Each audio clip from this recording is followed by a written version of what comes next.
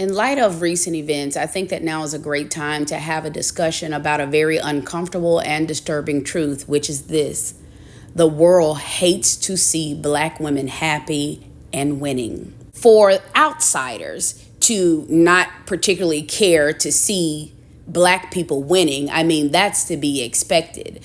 But at the very least, you would think that Black people would definitely be not only rooting for, but heavily invested in Black women winning. After all, for over 70% of you, your Black mama was the only person who cared whether you ate or starved or whether you lived or died. Or at the very least, they are the most consistent source in your life. In order to understand how we can move forward and stop this bad habit, we must first understand where it comes from. You see, the caste system is based mainly on two things: gender and race. Just about all over the world, every society that you can name, it is a patriarchy, meaning men have more power than women. And beyond that, there is a caste system that is based on race. And within that hierarchy, Black people are at the very bottom, which means that if you are both Black and female, you sit at the very bottom of a caste system, meaning that you are the most disrespected, unprotected, and neglected members of society. One can deduce that the reason why people are so invested in your failure is because of what would happen to the rest of the pyramid if you ever did indeed raise the bottom. Let's get into what really prompted me to finally make this video. It was the news that Letoya Luckett has now been married for the third time in less than 8 years.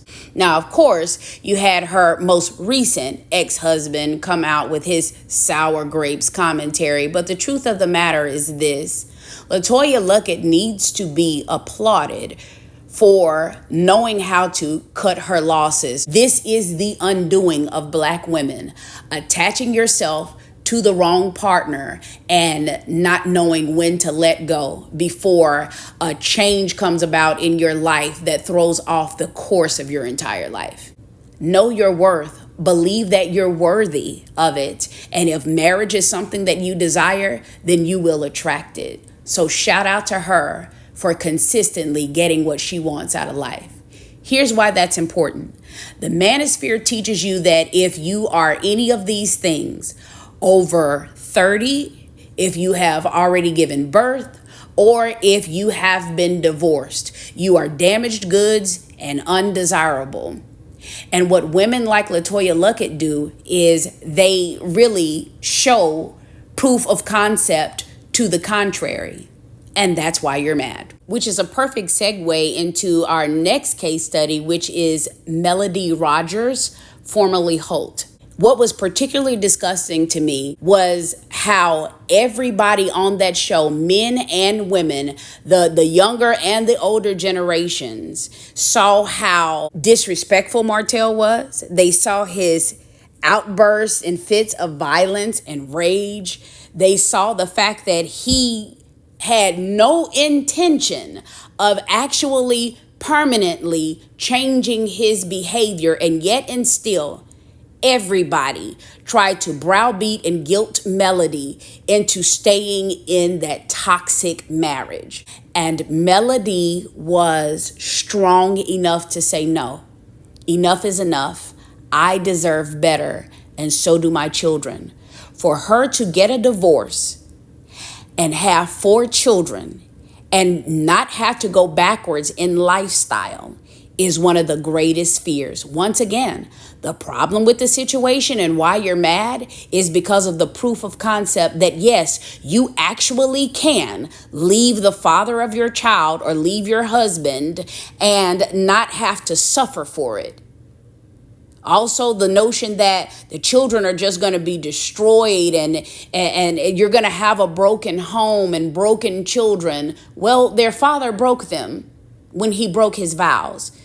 Put that same fear in him, put that guilt in him that you all spent years trying to put in Melody. You cannot have men and the patriarchy constantly fight and complain to be the leaders and be in charge, and then also not hold them accountable in any way, shape, form, or fashion. See, the problem with this society and the problem with the patriarchy is this: with great power comes absolutely no responsibility. And I feel sorry for the women and children that get caught up in their web and don't have the strength to get out. But shout out to Melody for doing exactly that. Which leads me to the last case study, Sierra. The amount of delight that you all got in pointing out the fact that, well, her first single was all about, if you're looking for the goodies, keep on looking because they stay in the jar. Well, not only did you give up your goodies, but you gave them up to the wrong man, and now you're a baby mama. You took this as proof that everything terrible that happens to Black women is their own fault. It's the fact that you are attracted to terrible men. No, please, let's continue to tell the women that they need to choose better instead of requiring the men to actually be better. And now you're a baby mama, and that's supposed to be the story of your life. Heaven forbid that what happened next actually starts to happen in more women's lives, which is this: you upgraded in every aspect of life. You got a man who was wealthy, handsome, an excellent, devoted husband, and an excellent and devoted, active, and involved father. You got a real life prince. And because men couldn't find any fault in him, couldn't find any scandals attached to his name, the only thing that you all could resort to calling him was square and lame. I can't think of anything lamer than the men who go out here and continuously create bastards, baby mamas, and broken homes. That's lame. So as you continue to blame Black women for their choices, I want you to listen to what Black men criticize versus what they uphold and think is cool, and look at where their value system lies. And then you tell me what the real problem is as far as mindset in the Black community. What they'll tell you is, well, that only worked for these women because of the way they look, the fact that they are, in that preferences category, or the fact that they're rich and famous. First and foremost, I want you to take a look at how men treat preferences. Yes, women who are of a slimmer build, women who are light, bright next to white, and then also, of course, any non-Black women in general. And all of these exotics, what do you notice? They're all cheated on. Point being, just because you are preferred, it doesn't mean that you're respected or treated any better. It doesn't matter if you're married or not, or if somebody puts a ring on it, if they continuously disrespect you and dishonor you. When dealing with Black men specifically, what it seems to be is no matter what you look like, you all are getting the same Black man. And there are so many out there that do wrong that I feel as though the ones that we have that actually do what they're supposed to do, these active and involved Black fathers, they don't get the light and they don't get the shine. The first reason, though, is because there's not enough of them. And for the ones that do exist, the problem is it's not what other Black men honor. It's not what they appreciate. They don't think it's cool. Oh, you're a lame. Oh, you ain't got extra women. You don't put your wife in her place. You don't cheat on your wife. Man, you going straight home after work. Man, you a lame. You a square. You letting that woman run you. You pay bills. They ought to get on your level. Like, this is a type of toxicity that manhood actually promotes.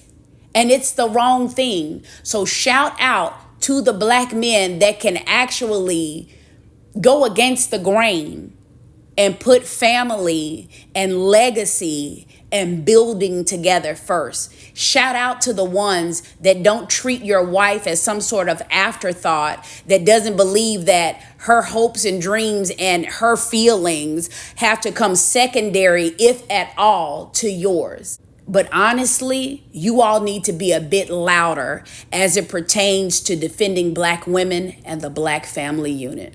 It is simply a new day. And whereas people continue to make fun of millennial women, calling them modern women, and using modern as a derogatory term, here's what you need to know.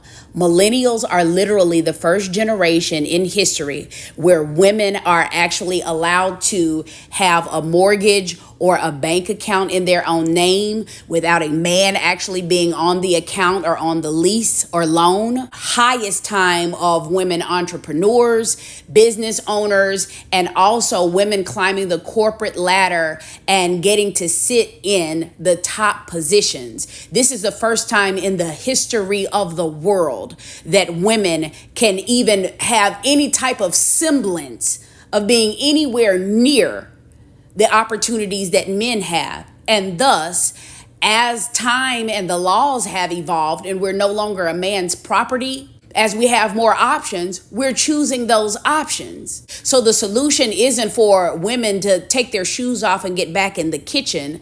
The solution is for men to evolve as well. You can threaten us with all of the passports that you want. We will help you pack. And speaking of passport bros, let's go ahead and wrap the video up with a series of other bad advice and scare tactics that we need to stop levying upon women and girls. Number one, having a piece of a man is better than having no man at all. It's okay if men cheat, but not women. You see, because women are going to form some sort of emotional attachment and men don't. In the case of Melody Rodgers, her husband not only had an affair with multiple women, but with one in particular, literally for half their marriage, and got the girl pregnant 3 different times. You know what that means? That he was having unprotected sex and he was definitely attached. Now, wouldn't you say? And then you say that men are supposed to be the leaders and the head of household without even bothering to make sure they have any proof of concept of leadership, or if they have head of household money. A man who wants to be a proper leader leads by example instead of leading under the guise of do as I say, not as I do, because it's okay for me and not okay for you. So if the man in your household is not the type of man that you would want your sons to grow up to be, and for your daughters to grow up and marry, then you are doing yourself and your children a disservice. So the notion that if you don't stay in a 2-parent household that your children are going to turn out screwed up is false. Also, the notion that if you already have children, no man is going to want you because they don't want to raise other people's children. False again. There are millions upon millions of people who grew up happy, well-adjusted, and successful after being raised by step-parents. Your life is not over if the first man that chose you does not continue to choose you. It's never too late to course correct. We all make mistakes. You learn, and then you can make a new decision with the new information that you have. But the sooner you cut your losses and get on the right course, the better off that you and your children would be should you choose to have them. And about those children, this is the last thing I'll say on the matter.